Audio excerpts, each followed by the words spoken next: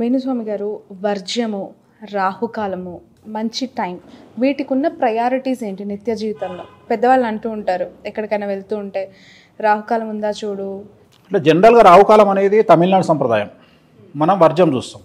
ఎంతవరకు నమ్మాలి? నమ్మొచ్చు. ఇప్పుడు యాక్సిడెంట్లన్నీ కూడా వర్జం టైంలో బయటికి వెళ్ళినాయి, యమగండ కాలంలో వెళ్ళినవి ఉంటాయి. సింపుల్, మీరు ఏం లేదు, మీరు యాక్సిడెంట్ అయ్యింది అనగానే ఎన్ని గంటలకు బయటికి వెళ్ళినవరా అని చూడాలి. ఆ టైంలో యమగండ కాలం ఉందా లేదా చూడాలి. గుళిక కాలం, యమగండ కాలం. మనం యమగండ కాలం చూస్తాం. తెలంగాణలో యమగండం చూస్తాం, తెలుగు రాష్ట్రాలు యమగండం చూస్తాం, వర్జం చూస్తాం. రాహుకాలం తక్కువ. ఆంధ్ర సాంప్రదాయం, మన తమిళనాడు సాంప్రదాయం అయితే రాహుకాలం చూస్తారు. సో రాహుకాలం మనము అందరం చూడం. సో జనరల్గా మనం రాహుకాలం కూడా చూడాలి. రాహుకాలంలో పెళ్ళిళ్ళు నిషేధం. పెళ్ళిళ్ళు రాహుకాలంలో చేసుకుంటే డివోర్స్ అవుతాయి. ఇక దానికి ముహూర్తంలో ఒక పంతులు ముహూర్తం పెట్టిండనుకో డివోర్స్ అవుతుంది. ఇంకొకటి ఏంటంటే, చాలామంది మీరు జాతకాలు చూసి పెళ్ళిళ్ళు చేసుకుంటారు కదా, డివోర్స్ ఎందుకు అవుతున్నాయి అని కొంతమంది మూర్ఖులు విమర్శిస్తారు.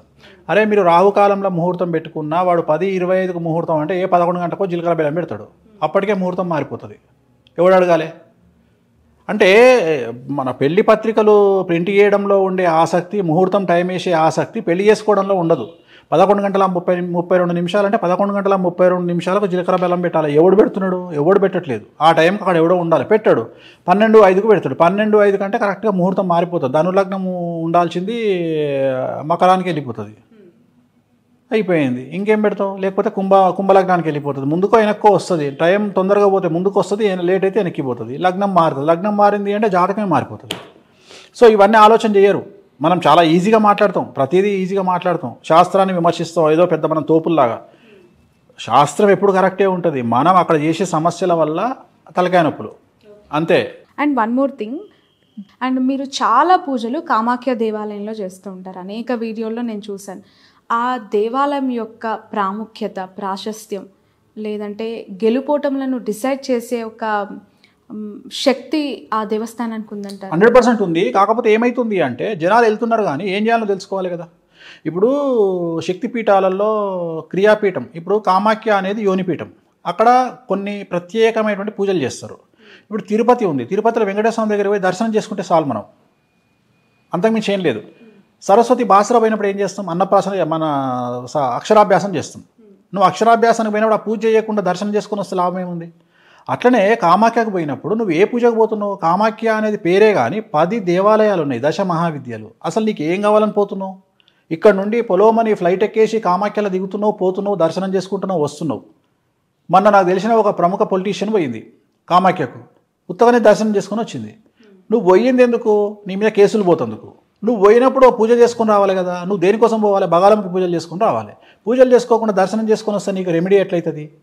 సో నేను అనేది ఏంటంటే, ఇప్పుడు రాముడి దగ్గరికి పోతే దర్శనం చేసుకొని రావచ్చు, శివుడి దగ్గరికి పోతే దర్శనం చేసుకొని రావచ్చు. కానీ ఇక్కడ ప్రత్యేకమైనటువంటి క్రియలు ఉంటాయి, 10 రకాల పనులు ఉంటాయి. 10 రకాల క్రియల్లో నువ్వు సినిమా హీరోయిన్వా, పొలిటీషియన్వా, బిజినెస్ ఉమెన్వా, ఎంటర్ప్రెన్యూర్వా, నీకు జైలుకు పోయే యోగం ఉందా, లేకపోతే నువ్వు ఎమ్మెల్యే కావాలన్నా, మినిస్టర్ కావాలన్నా, నీకు డబ్బులు కావాలన్నా, భర్త కావాలన్నా, సంతానం కావాలన్నా, ఇన్ని రకాల క్వశ్చన్స్ ఉంటాయి. ఆ క్వశ్చన్కు సంబంధించిన రెమెడీ ఉంటుంది. సో నువ్వు ఆ రెమెడీ చేసుకొని వస్తే సఫలీకృతం అవుతుంది తప్ప దర్శనం చేసుకొని వస్తే సఫలీకృతం ఎట్లయితుంది? సో దానివల్ల ఫెయిల్యూర్ అవుతుంది. చాలామంది పొయ్యి వస్తున్నారు. పొయ్యి వచ్చినంత మాత్రం డెవలప్మెంట్ కాదు. నీకు ఏం కావాలనో అక్కడ చేయించుకో. నువ్వు 10 రకాల పూజలు ఉంటాయి, 10 రకాల అమ్మవార్లు ఉంటారు, 10 రకాల దేవాలయాలు ఉన్నాయి. నువ్వు 10 గుడులకు తిరిగి దర్శనం చేసుకో. లేకపోతే నీకు ఏం కావాలి? శత్రువు మీద జయం కావాలన్నా, డబ్బు కావాలన్నా, అధికారం కావాలన్నా, వశీకరణం కావాలన్నా, నీకు వశీకరణ కూడా సిద్ధిస్తుంది అక్కడ. ఈ అన్ని అంశాలకి ఒక్కొక్క ప్రాముఖ్యతమైన పూజలు ఉన్నాయా? 10 రకాల పూజలు ఉన్నాయి. ఇది తెలియకుండా నువ్వు పోయి ఉత్తగా దండం పెట్టుకొని వస్తే ఎట్లా? ఇప్పుడు ఈ మధ్య కాలంలో ముఖ్యమంత్రులు అందరూ రాజశ్యామల యాగం అని చేస్తూ ఉంటారు, లేదంటే ఇప్పుడు అది కూడా 2 ఉంటాయమ్మా. సుదర్శన యాగం అవన్నీ చిన్న చిన్నవి, వాటి గురించి ఎవరు చేయించరు. జనరల్గా పెద్దయ్యే ఉంటాయి, రాజశ్యామల బగాలముకి చేస్తారు. బట్ వాటిలో కూడా వామాచారం, దక్షిణాచారం ఉంటుంది. దక్షిణాచారం అంటే కుడి చేతితో చేస్తారు, దాంట్లో అంతా పూలు, పండ్లు, పాయసం పెట్టి చేస్తారు. వామాచారం వచ్చేటప్పటికి నాన్ వెజ్, లిక్కర్ కంపల్సరీ ఉంటుంది. సో ఈ ప్రాసెస్ వేరు, ఈ ప్రాసెస్. వామాచారంలో నేను ఒక్కడనే ఫేమస్, ఎందుకంటే అవి చేయాలంటే భయపడతారు కాబట్టి నేను ఒక్కడనే, రిజల్ట్ కూడా తొందరగా ఉంటుంది, నేను చేయిస్తాను. సో జనరల్గా నేనే ప్రచారంలోకి తీసుకొచ్చిన కాబట్టి దాని క్లారిటీ ఏంది అనేది నాకు ఒక అవగాహన ఉంది. వామాచారం ఎట్లా చేయాలి, అక్కడ ఏంది పరిస్థితులు అనేది. చాలామందికి ఏం చేస్తున్నారు ఈ మధ్యన, దీన్ని అడ్డం పెట్టుకొని మనం ఏదో టీవీలో చెప్పంగానే అందరు పొలోమంటే వెళ్ళిపోయి దర్శనాలు చేసుకొని వస్తారు. దర్శనాలు చేసుకోవడం కాదు, అట్లీస్ట్ అక్కడ ఒక చిన్న పూజన చేసుకొని వస్తే అనుకూలంగా ఉంటుంది. పుట్టిన టైంని బట్టి, ఆ నిమిషాలు, సెకండ్లు, గంటలను బట్టి పేరు పెట్టుకోవాలా? నచ్చిన అక్షరాన్ని బట్టి పేరు పెట్టుకోవాలి? జన్మనామం వేరు, వ్యవహారనామం వేరు. జన్మనామం వేరు, వ్యవహారనామం వేరు. ఓకే, ఎవరిష్టం వాళ్ళది. అంటే ఖచ్చితంగా జన్మనామంతో లింక్ అయి ఉండాలి, లేదంటే దానికి రిలేటెడ్ సంబంధమే లేదు. జన్మనామం ఎందుకు పెట్టిర్రు అంటే జనాలు మర్చిపోతారని పెట్టిర్రు. ఉదాహరణ చూ చే చోలా అంటే అశ్విని నక్షత్రం.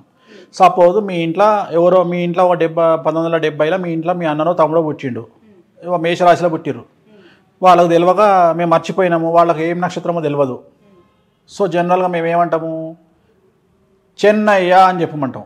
చూచే చెన్నయ్య అంటే అశ్విని నక్షత్రం 2వ పాదం మేషరాశి. అట్లనే ఒక అమ్మాయి పుట్టింది మీ ఇంట్లో 1970లో మీ అక్కనో మీ చిన్నమ్మనో పుట్టింది. ఆమె జన్మనామం మీరు చెప్పారు గురువు గారు మాకు ఆమె డేట్ ఆఫ్ బర్త్ లేదండి, కానీ ఆమె జన్మనామం మాత్రం టొక్కమ్మ అండి గుర్తుంది అని అవును.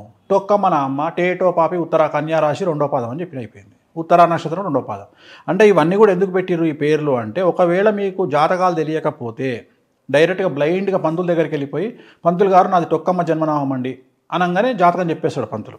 ఓకే, అందుకని పెట్టిరు. చాలా ఈజీ మెథడ్లో పెట్టిరు. కొన్ని ఇయర్స్ బ్యాక్ వెళ్తే వాళ్ళకి అసలు టైం తెలియదు, ఏమీ తెలియదు, అందుకని ఇది పెట్టిరని చెప్తున్నా. ఓకే, ఇప్పుడు టైం తెలియదు కరెక్టే, కానీ పుట్టంగానైతే పంతుల దగ్గరికి పోతాడుగా, ఇంట్లో తండ్రి పోతాడు కదా. ఇప్పుడు 1960లో సపోజ్ ఎవరో ఒక పర్సన్ పుట్టిండు, ఆయనకు అసలు జ్యోతిష్యం తెలియదు, జాతకం తెలియదు, వాళ్ళ ఇంట్లో ఏం తెలియదు. ఆయన పోయి ఏం చేసిండు, అయ్యా సార్ పంతులు గారు నా కొడుకు పుట్టిండు, ఇగో పలానా అంటే పంతులు ఏం చేస్తాడు, బిడ్డ చూసి ఇగో నీ కొడుకు పేరు రేవంత్ అని పెట్టిండు. ఏం నక్షత్రం, రేవంత్ అంటే చిత్తా నక్షత్రం, తులారాశి. సింపుల్ వచ్చేసింది. అందుకని ఎక్కడికి పోయినా రేవంత్ అనే పదం, నువ్వు రేవంత్ బిడ్డ జన్మనామం నీ తులారాశి పో, అయిపోయింది. అంటే ఈజీ, చాలా ఈజీ ప్రాసెస్ అట్లా. సో చాలా ఈజీ ఇది. హిమవంతుడు అంటే పుష్యమి నక్షత్రమా పో, కర్కాటక రాశి పుష్యమి నక్షత్రం. సో ప్రతి నక్షత్రానికి ప్రతి రాశికి ఈ బ్లైండ్గా గుర్తుంచుకోవడానికి పేర్లు, అందుకని చాలా ఈజీ యాక్సెస్లో ఇవి పెట్టిరు. అది అయిపోయిన తర్వాత ఇప్పుడు తెలంగాణ ప్రాసెస్ ఏంది, తెలంగాణలో ఎప్పుడు మనకు జాతకాలు పేపర్ల మీద రాసి ఎవరు రాయరు. ఇక్కడ ఏంది పరిస్థితి అంటే, సంక్రాంతి అయినాక 3 రోజుల పుట్టిన బిడ్డ 1987 గోజలింటికి వస్తున్నాయి, అయిపోయింది. అంటే 1987లో సంక్రాంతి అయినాక 3 రోజులకు సంక్రాంతి 14 తారీఖు 17 తారీఖు పుట్టినావు, గోజలు ఇంటికి వస్తున్నాయి అంటే సాయంత్రం 6 గంటలకు పుట్టినావు నువ్వు. ఎందుకు 6 గంటలకు బర్రెలన్నీ ఇంటికి వస్తాయి, అయిపోయింది. నీ జాతకం ఆ టైంతో సహా వచ్చేసింది కదా, సింపుల్. అదే ఆంధ్రాలో అయితే పేపర్ మీద రాసి పెడతారు, చాలా తేడా ఉంటుంది. ఇప్పుడు ఉదాహరణ ఆంధ్ర తీసుకుంటే అక్షరాభ్యాసానికి ఇంపార్టెన్స్ ఎక్కువ, ఎందుకంటే అక్షరాభ్యాసం అనేది పెళ్లితో సమానంగా చేస్తారు. ముహూర్తం చూసి సరస్వతి టెంపుల్కి వచ్చి బాసరాకు వచ్చి. తెలంగాణ అట్లా కాదు. తెలంగాణలో పోయినావా ఫస్ట్ వాడు బాసరా చేయకముందే వీడు పోతాడు, మంచిగా క్వార్టర్ వేసుకుంటాడు, బీర్ తాగుతాడు, ఎంజాయ్ చేస్తాడు, ఒక టూర్ లెక్క అయిపోతే వెళ్ళిపోతారు. అంటే ఒక్కొక్క ఆచారం వ్యవహారం ఒక్కొక్క సాంప్రదాయం బట్టి ఉంటుంది. బట్ ఇక్కడ 1 more క్వశ్చన్ నేను అడుగుతాను గురూజీ. పెళ్ళిళ్ళ విషయంలో ముహూర్త బలము దేనికి ఎంత ప్రయారిటీ ఇవ్వాలి? జీలకర్ర బెల్లం పెట్టేదానికా, తాళి కట్టేదానికి? జీలకర్ర బెల్లంకే ఇవ్వాలి. అవునా? ప్రామాణికం శాస్త్రం కూడా జీలకర్ర బెల్లమే చెప్తుంది. ఎందుకంటే అప్పుడే కదా చూసుకునేది, ఇద్దరు చూసుకునేది అప్పుడే. జీలకర్ర బెల్లమే దాని తర్వాత నీకు మిగతా విషయాలు వస్తాయి.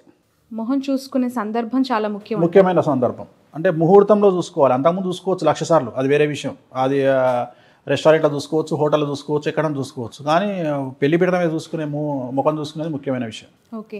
అండ్ మన తెలంగాణ సైడు అంటే ఇక్కడ ఎక్కువగా డేలో మ్యారేజెస్ జరుగుతూ ఉంటాయి, డే ముహూర్తాలకు ప్రయారిటీ ఎక్కువగా ఉంటుంది ఇక్కడ పరిస్థితులను బట్టి. బట్ ఏపీ విషయానికి వస్తే రాత్రుల్లో ఎక్కువగా ముహూర్తాలు పెడుతూ ఉంటారు.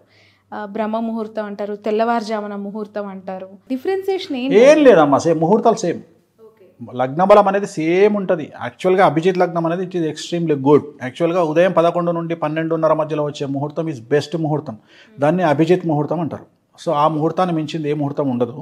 సో ఏదైనా అదే ముహూర్తము. బట్ అక్కడ ఏంటంటే మీకు నైట్ ముహూర్తాలు చేసుకోవడం అలవాటు వాళ్ళకు. ఉదాహరణ రేపు తెల్లవారుజామున, ఇవాళ రాత్రి 2 గంటలకు పెళ్లి ఉంటుంది, ఇప్పుడు రిసెప్షన్ పెట్టుకుంటారు. సో వాళ్ళంతా నైట్ ముహూర్తాలు, అదొక సాంప్రదాయం. మందికి క్వశ్చన్ ఉంటుంది, ఇవి ఇక్కడ మధ్యరాత్రి పెళ్లి చేసుకుంటారు, నిద్రపోతుంటారు, ఎవరికి అంత ఓపిక ఉండదు. అంతే, అదొక సాంప్రదాయం చెప్తున్నా కదా. ఇప్పుడు తమిళనాడు కనుక అమావాస్య మంచిది అన్నట్టు, వీళ్ళకి అదొక అలవాటు. అంతకుమించి వాళ్ళ పెద్ద శాస్త్రం ఏం లేదంట, వాళ్ళ ఆచార వ్యవహారాలు అంతే, అంతకుమించి ఏం లేదు. ఓకే. ఇప్పుడు చాలామంది మహిళలు ప్రొఫెషనల్గా ఎంతో కష్టపడుతూ ఉన్నారు, ఇండిపెండెంట్గా ఉండడానికి ప్రయత్నిస్తూ ఉన్నారు.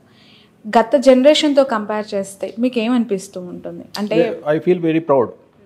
అమ్మాయిల విషయంలో, ఆడవాళ్ళ విషయంలో చాలా గొప్పగా ఫీల్ అవుతా, నేను వెరీ ప్రౌడ్గా ఫీల్ అవుతా. ఎందుకంటే పూర్వకాలంలో వంటింటికే పరిమితం అయ్యేది. అంటే వంటింటికే పరిమితం ఎప్పుడు చేయలేదు. అక్కడ వాళ్లకు సౌలభ్యం ఉండేది కాదు. వంటింటికే పరిమితం కారణం ఏంటి అంటే వాళ్లకు బయటికి రావడానికి మార్గాలు లేకుండే. ఇప్పుడు మార్గాలు ఉన్నాయి. చదువుకోవడానికి మార్గం ఉంది, ఉద్యోగానికి మార్గం ఉంది.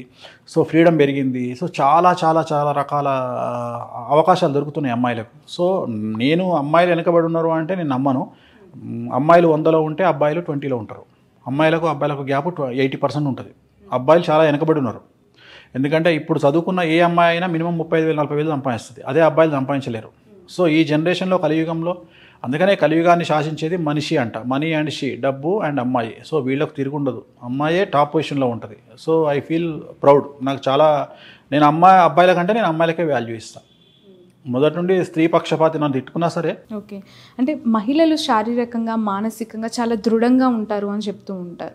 సో ఇప్పుడున్న జనరేషన్లో ఇంకా స్టిల్ ఇబ్బందులు పడుతూ ఉన్న వాళ్ళని మానసికంగా లేదంటే శారీరకంగా ఇబ్బందులు ఎదుర్కొంటున్న అనేక అంశాలు వార్తల్లో చూస్తున్నాం కదా, ఏమనిపిస్తుంటుంది? ఇంకా మార్పు రావాల్సిన అవసరం ఉందంటారు? అంటే మగవాళ్ళలో రావాలి. బేసిక్గా ఆడవాళ్ళలో మార్పులు రావాలని నేను కోరుకోను. ఎందుకంటే ఆడవాళ్ళలో రావాల్సిన మార్పు ఆల్రెడీ వాళ్ళు రోడ్డు మీదకి వచ్చారు, కష్టపడుతున్నారు, సమాజంలో పని చేస్తున్నారు, ఆఫీసులో వెళ్తున్నారు, పైలట్లు విమానాలు నడిపిస్తున్నారు, బోటు నడిపిస్తున్నారు, రాకెట్ నడిపిస్తున్నారు, అన్నీ జరుగుతున్నాయి. బట్ ఇక్కడ ప్రాబ్లం ఏంటంటే ఆడవాళ్ళను అర్థం చేసుకోవడంలో మగవాళ్ళు విఫలమవుతున్నారు అనేది నా ఉద్దేశం.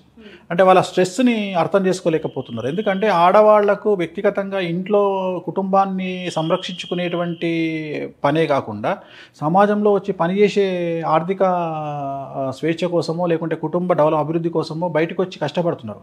కష్టపడ్డప్పుడు ఆ కష్టంలో భాగంగా లేడీస్ ఎక్కువ తీసుకుంటున్నారు కష్టాన్ని, కానీ మగవాడు తీసుకోవట్లేదు. అంటే 0 దగ్గర స్టార్ట్ అయిన లైఫ్ మగవాడు 50కి వచ్చి ఆగిపోయిండు, కానీ 0 దగ్గర స్టార్ట్ అయిన లైఫ్ ఆడవాళ్ళు 100కి వెళ్ళిపోయారు. ఎక్కడ వెళ్ళిపోయారు అంటే ఇక్కడ ఇంట్లో వంటిల్లు వాళ్ళే చూసుకోవాలి, పిల్లల చదువులు వాళ్ళే చూసుకోవాలి, కుటుంబ పోషణ కుటుంబాన్ని సంరక్షించుకోవడం వాళ్ళే చూసుకోవాలి. ఇది కాకుండా సమాజంలోకి వెళ్ళి మళ్ళీ ఉద్యోగం చేయాలి. So extra burden. మగవాడు అట్లా కాదు. మగవాడు పోతుండు, ఉద్యోగం చేస్తుండే, ఇంటికి వస్తుండు. కానీ ఇంటికి వచ్చిన తర్వాత అంటే ఆల్మోస్ట్ ఆల్ మగవాడు చేసేటువంటి సమాంతరమైన పని అమ్మాయి కూడా ఆఫీస్కి వెళ్ళి చేస్తుంది. కానీ ఇంటికి వచ్చిన తర్వాత మగవాడు ల్యాప్టాప్ పట్టుకొని టీవీ పెట్టుకొని కూర్చుంటాడు, కానీ ఆడదానిలాగా వాడు పనిచేయడు. కానీ అమ్మాయి ఏం చేస్తుంది, స్త్రీ ఏం చేస్తుంది, ఇక్కడ ఇంటికి వచ్చిన తర్వాత పిల్లలకు స్నానం పోస్తుంది, వాళ్ళ బట్టలు పిండుతుంది, వాళ్ళకు ఫుడ్ పెడుతుంది, మళ్ళీ మగవానికి ఫుడ్ పెడుతుంది. సో ఈ ఎక్స్ట్రా స్ట్రెస్ అనేది 100% ఏర్పడుతుంది ఇక్కడ ఎవరికి, ఆడవాళ్లకు. దీన్ని అర్థం చేసుకోలేనటువంటి దరిద్రమైన స్థితిలో మగవాడు ఉన్నాడు. మగవాడు ఆలోచించాలి. ఏం ఆలోచించాలి అంటే, అరే నేను ఆల్రెడీ ఇంత కష్టపడ్డా, నా పెళ్ళాం కూడా కష్టపడ్డది, నా పెళ్ళాం కష్టపడ్డది కానీ ఆ గుర్తించలేకపోతున్నా అనే ఆలోచన వాడికి వస్తే, వాడు కనుక ఆ అమ్మాయికి సపోర్ట్ చేస్తే స్త్రీ ఎక్కడో ఉంటుంది. అక్కడ ఫెయిల్ అవుతుంది. సమాజం బ్యాలెన్సింగ్ అనేది అక్కడ మాత్రమే మిస్ అవుతుంది. కరెక్ట్గా ఈ అమ్మాయి కనుక మగవాడు సపోర్ట్ చేయగలిగితే, భర్త సపోర్ట్ చేయగలిగితే, తల్లిదండ్రులు సపోర్ట్ చేయగలిగితే, అన్నదమ్ములు సపోర్ట్ చేయగలిగితే ఇంకా స్త్రీని ముందుకు తీసుకెళ్ళగలుగుతాం. కానీ ఆ కష్టాన్ని ఏం చేస్తున్నారు అంటే, ఇక్కడ దానిగా నువ్వు కష్టపడి వస్తే ఏం మాట, ఇంటికి రాగా నువ్వు ఆడదానిగా వండుకోపో అంటాడు. అక్కడ ప్రాబ్లం వస్తుంది. మరి నేను ఆడదాన్నే కదరా, నువ్వు నన్ను పోషించు అని ఆడది అనగలిగితే కరెక్ట్గా. అట్లా అంటలేదు కదా. ఈమె కూడా పోయి కష్టపడుతుంది, ఉద్యోగం చేస్తుంది. సో వంట దగ్గరికి వచ్చే వరకు మొగోడు ఏమంటాడు, నువ్వు ఆడదాని అంటాడు. మరి అదే సంపాదించే దగ్గర ఎందుకు అనడు, నేను మొగోని నేను సంపాదించి పెడతాను ఇంట్లో ఉండు అని ఎందుకు అనడు.